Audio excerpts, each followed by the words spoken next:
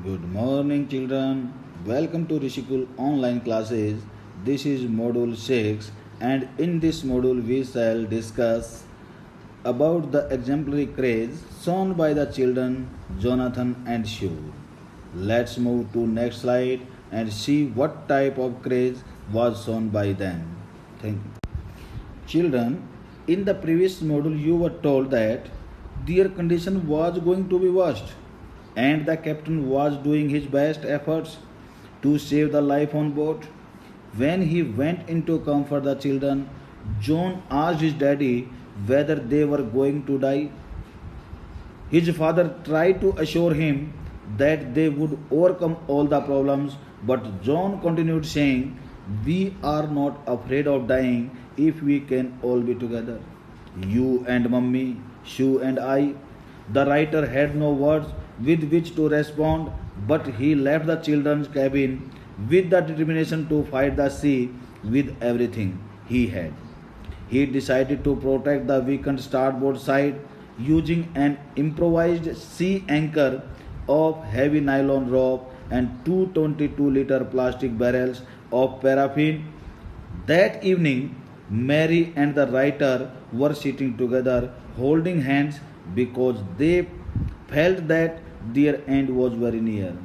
As the motion of the ship brought more and more water in through the broken planks. In the next slide, we shall come to know what happened with them. So let's move to next slide.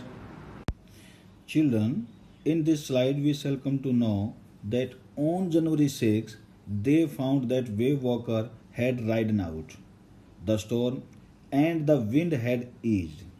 He tried to get a reading on the sextant. Going back in the chart room, he worked on wind speeds, changes of course. He also tried to know their position. The best that he could do was that they were somewhere in 150,000 kilometers of ocean looking for a 65-kilometer wide island. While he was thinking, Sue joined him, moving painfully. The left side of her head was now very swollen, and her blackened eyes narrowed to slits. She gave him a card that she had made. On the front, she had drawn caricatures of Mary and the writer with the words, "Here are some funny people. Did they make you laugh?" I laughed a lot as well. Inside there was a message, "Oh, how I love you both." So this card is to say thank you and let's hope for the best. He checked and rechecked his calculations. They had lost their main compass and he was using a spare which had not seen corrected for magnetic variations. About 2 p.m. he went on deck and asked Larry to steer a course of 185 degrees. If they were lucky, he could expect to see the island at about 5 p.m. Then, with a heavy heart, he went below, climbed on his bunk, and surprisingly dozed off.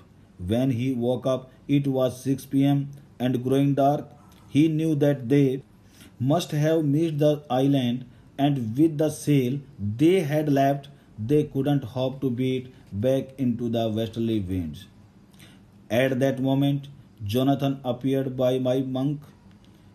He asked him whether he could have a hug. Sue was right behind him. The writer asked why he was getting a hug. Jonathan replied that he was the best daddy in the whole world and the best captain. The writer still had some doubt, but Sue, in a matter of fact voice, said that he had found the island. He exclaimed with surprise and asked, "Really? They had reached to an island?" The children replied together that it was out there in front of them, as big as a battleship. He rushed on deck and looked with relief at the stark outline of Isle Amsterdam. It was only a bleak piece of volcanic rock with little vegetation, the most beautiful island in the world. Due to the understanding and patience of the members on board, they were able to overcome the adverse situation. In the next module, we shall come to know what happened with them after reaching the island. Let's move the next module and see. Thank you.